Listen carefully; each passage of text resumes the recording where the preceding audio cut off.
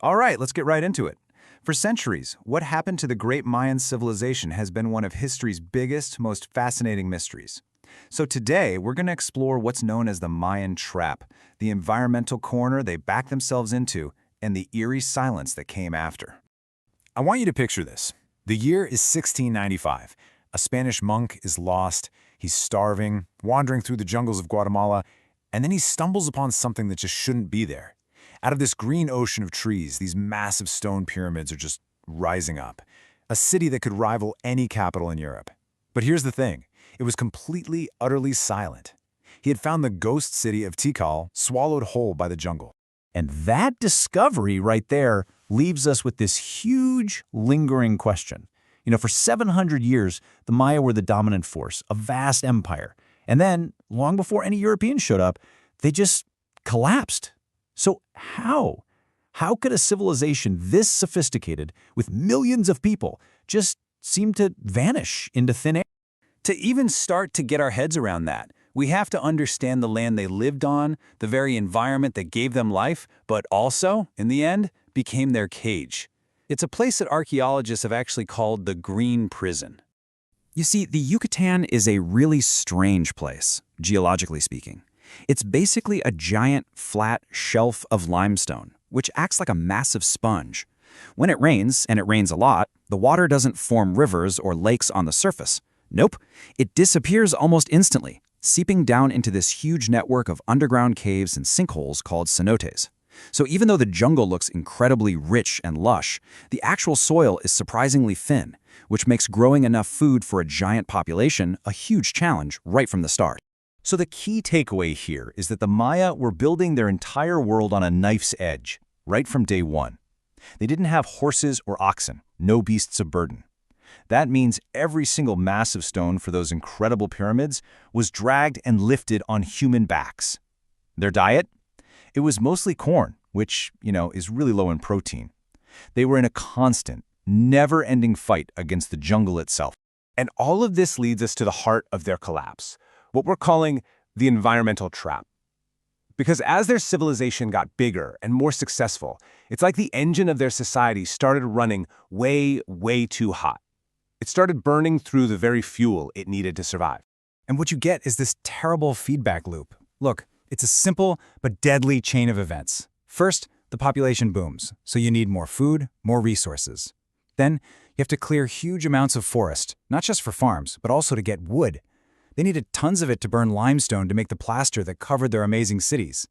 Well, when you cut down all the trees, that can actually make the yearly droughts even worse, which means, finally, your crops start to fail, right at the moment you need them the most. So you have to forget this romantic idea of a few people living in perfect harmony with the jungle. No way. By 800 AD, at their peak, parts of the Mayan lowlands had a population density of over 800 people per square kilometer. To put that in perspective, if you were standing on top of a temple in Tikal and you looked out, you wouldn't see a lush forest. You would have seen a sprawling, endless city of houses and farms stretching all the way to the horizon. So what happens when the land starts to give out and resources get scarce? Did they band together to solve the problem? Nope. They turned on each other. They launched into these increasingly brutal and draining wars.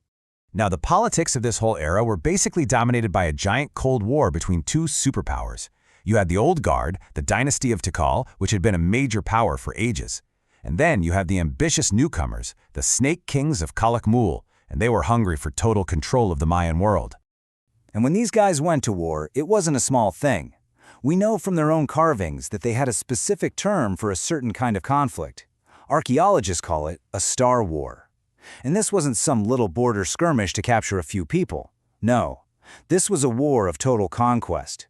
The goal was to completely annihilate your enemy, to wipe them off the map for good.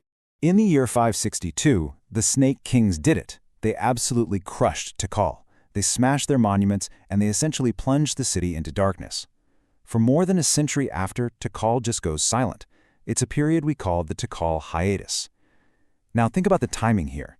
This kind of constant, exhausting warfare is pulling thousands of men off the farms, right at the exact moment when every single hand was needed to try and stop a famine. So what's the end result of all this pressure? Well, what came next wasn't some sudden dramatic event. It was a slow, grinding, painful collapse. And the evidence that archaeologists have found, it's honestly haunting. Starting right around the year 800 AD, across the entire Mayan world, the lights just start going out, one by one.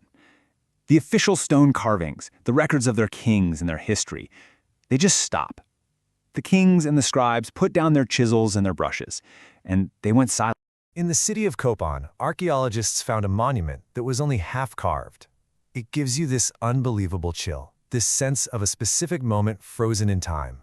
It's as if the sculptor just put his tools down in the middle of the afternoon, walked away, and simply never came back. The project and the whole civilization was just abandoned. But the people didn't all disappear in an instant. Instead, it seems like the entire social order just disintegrated. In the huge, empty palaces, archaeologists have found signs that squatters, regular people, had moved in. Can you imagine it? Crude little campfires built right on the polished floors of throne rooms, piles of garbage in the corners of sacred royal chambers. Society had completely broken down. They were like ghosts living in the ruins of a golden age that had already crumbled to dust all around. You know, the story of the Maya is so much more than just ancient history. It's a really powerful cautionary tale. They built this incredibly complex, brilliant civilization only to watch it get swallowed by the very world they were trying to master. And it really forces us to look at ourselves and ask a pretty tough question. As we push our own environment to its absolute limits, will we be smart enough to see the breaking point before it's too late? Or will we also risk letting that silence set in?